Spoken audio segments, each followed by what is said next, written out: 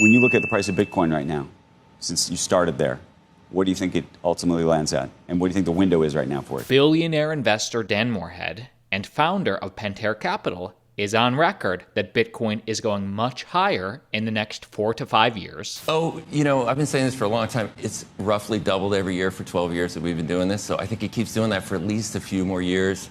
It's still a very low single-digit percentage of global wealth. So I think it could go up to 750,000 in the next 4 or 5 years. Okay, so you're not in the million camp, though. Not in the next 4 or 5 years, but in our lifetimes, yeah. And understanding that, what does that mean for Solana versus Ethereum in 2026? And where are you on Ethereum and Solana? So I think... Well, we know that Justin, Coinbase, and their Ethereum L2 base to launch its own token, meaning the largest crypto exchange in the United States is about to launch their own coin on Ethereum, their Ethereum L2, and funnel their users onto Ethereum. They are just thinking about this right now, as explained by the head of Base. As we started pulling our head up from that and thinking about the next chapter, 2026 and beyond, we've asked ourselves, we're at tens of millions of people today. What does it look like for Base to meet for everyone on a global scale, for billions of people? And we didn't know all the answers, but we zeroed in on a few things. The first is that we believe that Base has to be a decentralized network. And we made good progress on this. Base is stage 1 today, but we also have a lot more work to do.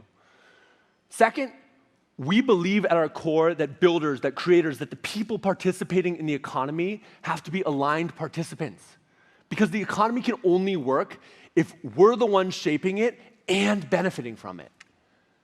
And then finally, we know that we need to keep pushing the boundaries of what we can do with crypto. Because the only way we're going to have this positive impact on the world is if we're willing to push boundaries and be creative and figure out how these new tools can unlock new systems for all of us. And so with those as the North Stars, we're going to be exploring a network token for Base.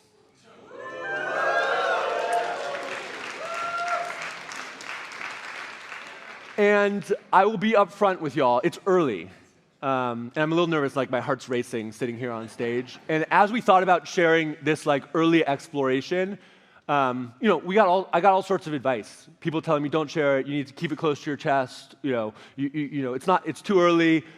And I sat back in myself, and our team sat back in ourselves, and we said, what's the Base way to do this? And the Base way was we do it in the open. We don't have all the answers.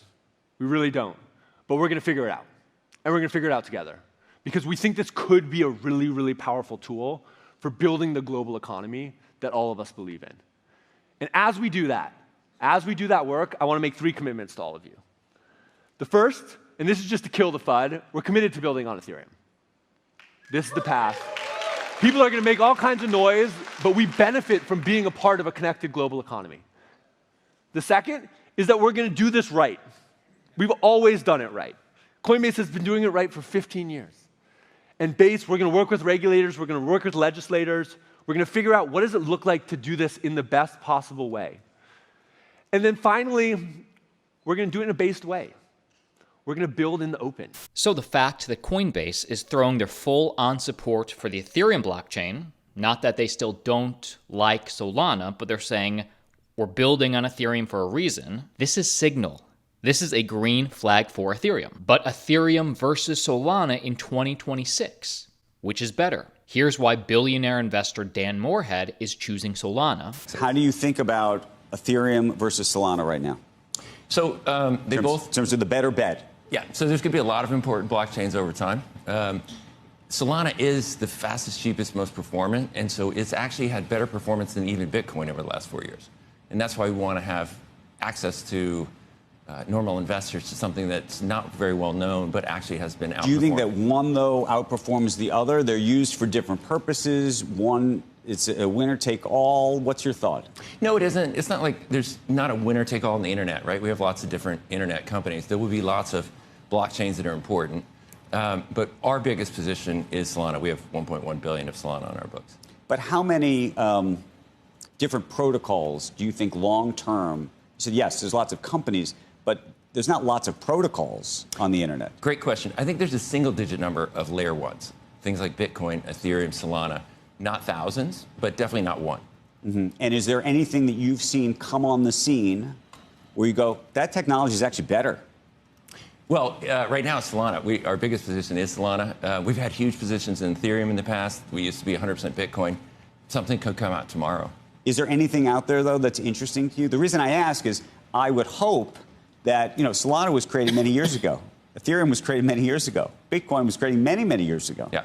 I would like to think that technology and technologists have come up with better solutions since then. Well, Solana could do, I think, 9 billion transactions a day, which is more than all capital markets combined. So Right. it's not obviously need the next thing past Solana. So you think it just doesn't matter?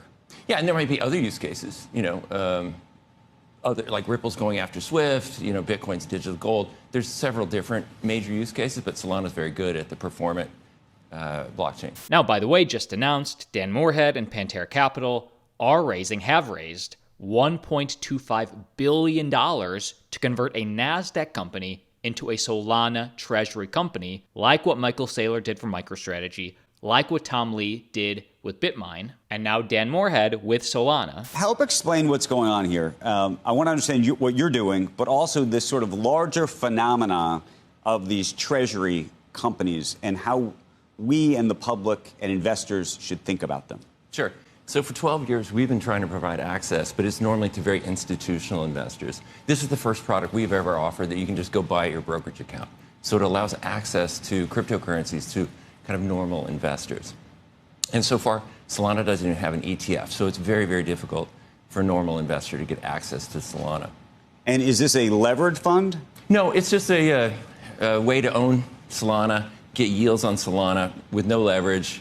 It's a very simple company, actually. All it does is just buy Solana. Just buys Solana. And over time, as more people get access to the actual coins, how do you think that changes the dynamic with the treasury companies and the ETFs? I mean, I think that's one of the big questions is people can buy Bitcoin directly through a Coinbase or whatever, or they can buy Solana, or they can buy it now through a treasury. And how you see over time that sort of mix taking place. Yeah, there's an evolution. We launched the first Bitcoin fund in the world. That was the easiest way to get access. Then now an ETF is very easy. So you don't have to get a wallet. You don't have to do all these complicated things. That's going to happen to each of these major currencies like Solana. Right now, there's no ETF. It's very difficult to get. Most people don't have a Coinbase wallet. So for people with a brokerage account, this is the easiest way to get access. And I think you can own both. Both I see doing well this cycle. Ethereum seems to be what the institutions like, and Solana seems to be what average people, retail, likes. For example, case in point, the TVL on PumpFun's DEX, PumpSwap, breaks new highs above $330 million. This is on Solana. The DEX's TVL high came just weeks after PumpFun introduced a new fee structure that rewards creators of smaller tokens. They are really becoming a Twitch and also Kick competitor. The update changes how creator fees work. Creators of smaller cap tokens will receive higher creator fees, but the share of fees given to creators drops as the token's market cap grows. PumpFun says the change makes it easier for new, smaller projects to get off the ground. In a direct quote, "Now creating on PumpFun will be 10x more rewarding, meaning we'll see an exponential increase in talent onboarding to PumpFun from streamers to startups." Meaning whether you're a streamer trying to launch your own coin, a startup trying to launch your own coin, in the past, especially streamers, they went to Kick or they went to Twitch. PumpFun is now the only streaming platform that truly rewards smaller creators and their communities. PumpFun team just turned being a creator into the modern day version of like e-commerce, crypto, Forex. You don't need a job anymore. You don't need to be working a 9 to 5. You don't need to be going to college. You can just be a streamer. You can just be a creator on PumpFun. It is a legitimate avenue. If you can garner attention, it is a legitimate avenue to a career. That's where we're at now. Twitch does not support its smaller creators, even if you have a decently sized community. Kick doesn't. PumpFun is the only content creation platform that supports people with a small, up-and-coming community. And like all, we see tomorrow.